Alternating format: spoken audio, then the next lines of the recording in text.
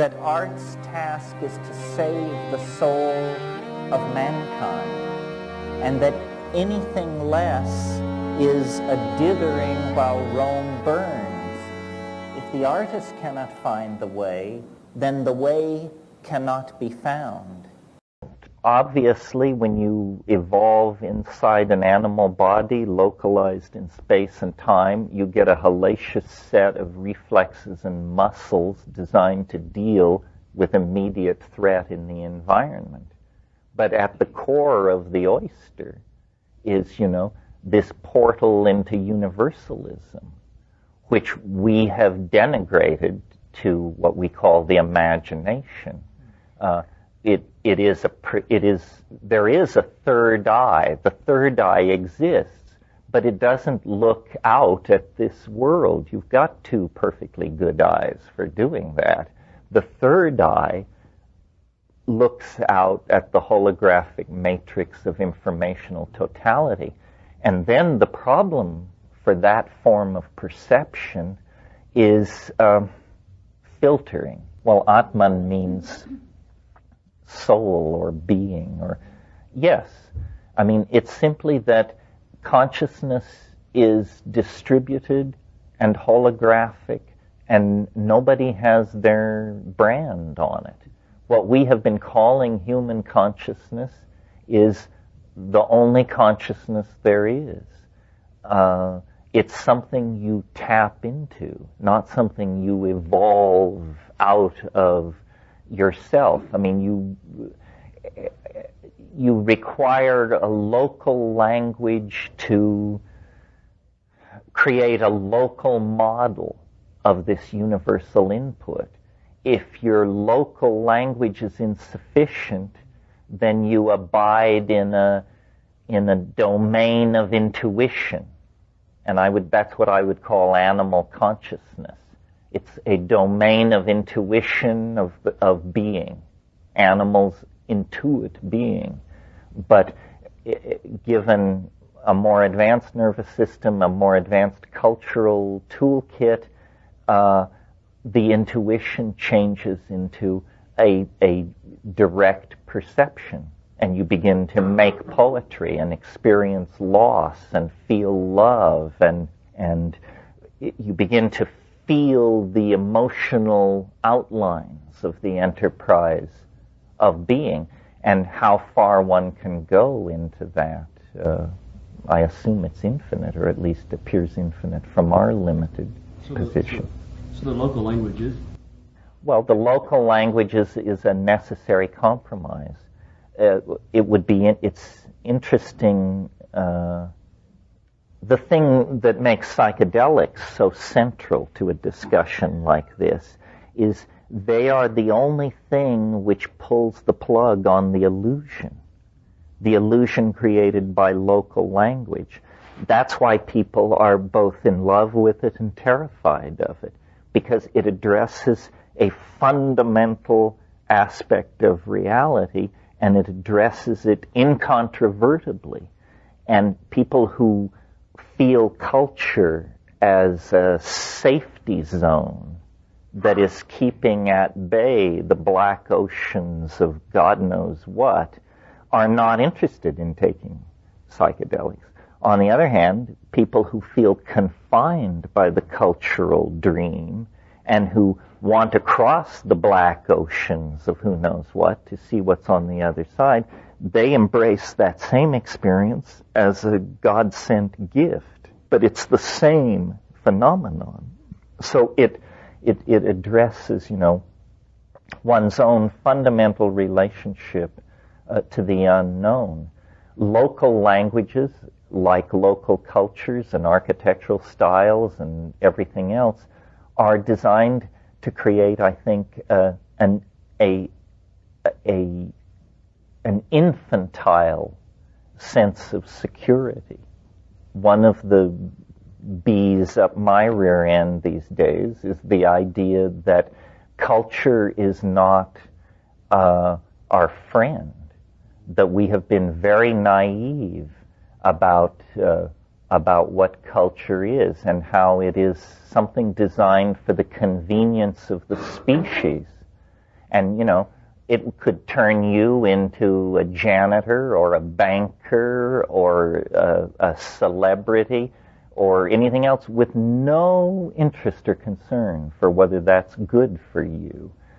It plays with individuals, and most people think, or at least here I think most people think, that when you get to be, 30, 35, 40 or something, you have jumped all the hurdles. You got your college degree, you had some children, you made some money, you lost some money, maybe you had a marriage, maybe you had several. And anyway, people sort of get the feeling, well, I've done it. Actually, the major adventure still lies ahead. And the major adventure is to claim your authentic, true being, which is not culturally given to you. The culture will not explain to you how to be a real human being. It will tell you how to be banker, politician, Indian chief, masseuse, actress, whatever, but it will not give you true being. And maybe this is the voice of somebody who just turned 50 talking, but I thought it would get simpler. It doesn't, because this rejection of culture thing is the last and hardest step to take. And there are all kinds of impediments to taking it. The fact that in middle age, if you've played the game right, you get a lot of money. That's totally stultifying in most cases in terms of going forward to the next level. It's almost as though culture is an enterprise, self-organized, to buy you off at the moment when you might be most dangerous to its values and goals. Well, in Revelations, the Ancient of Days is described as there's a sword which comes out of the mouth. It's a very hard image to picture, but a sword, a turning sword, which comes out of the mouth. And of course, the whole Western myth of creation is the world was made by an utterance. In principio et verbum et verbo caro factum est. In the beginning was the Word, and the Word was made flesh. And in some sense, I think what is not stated there is that then out of the flesh, the Word must be redistilled. That's the second half of the historical process. In this book, which I may mention at some point, the statement is made, God created man in order to taste the bitter fruit of time. In the DMT flash, the entities that appear, their entire program is a program of language acquisition. And, this is a point that's brushed over in science fiction films because it's actually such a conundrum. Those of you who saw, and you suffered as I did, Mars Attacks, the little role for Rod Steiger in there as the German guy with the translation machine. Well, if you think about alien contact, real alien contact, we cannot assume that universal understanding is easily achieved. The very first aspect of true alien contact would probably be a language lesson of some sort, because the aliens don't want to communicate about our gross national product or our political system. If they do, they're not really aliens. They're just odd-looking people from far away. Real aliens have something really alien to communicate, and it can only be communicated in an alien language. So I think it's very suggestive that these invisible entities that we contact when we dissolve the local language boundaries. And they're like mud walls built around our little hut of mental, our collection of goats and stuff that we've pushed together.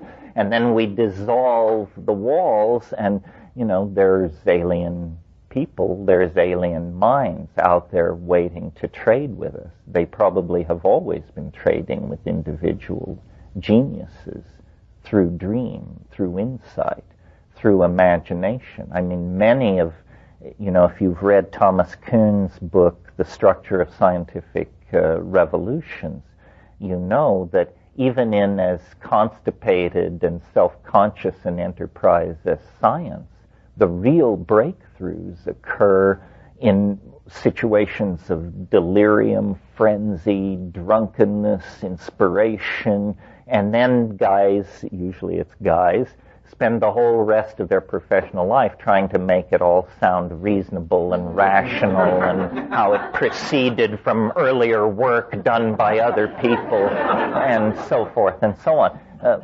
This is just a fantasy, a kind of way of attaining respectability.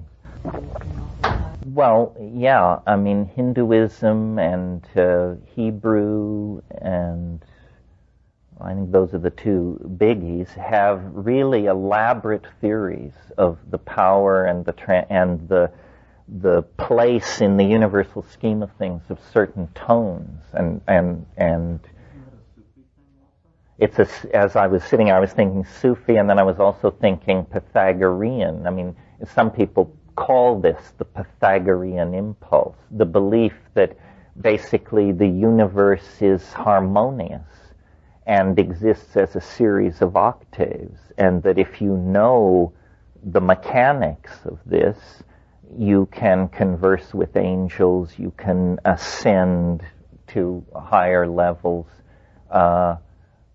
Yes, again, it's an issue of language. I mean, some languages fill your pockets with lead, and some languages, give you a helium balloon for plunging into these metaphysical areas.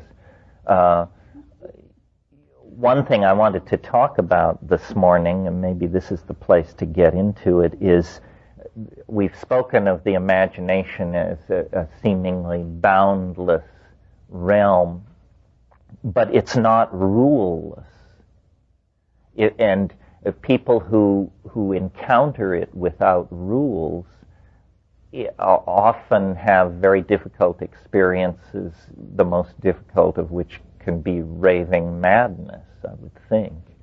And so if we're going to embrace the imagination as the new benchmark of being, then we need to talk about what the rules are that obtain in the imagination. The 14th century nominalist William of Ockham dealt with questions like, can God do anything? Yes, God can do anything. Then can God make a rock so heavy that God can't pick it up? And then if not, why not? And what does this mean?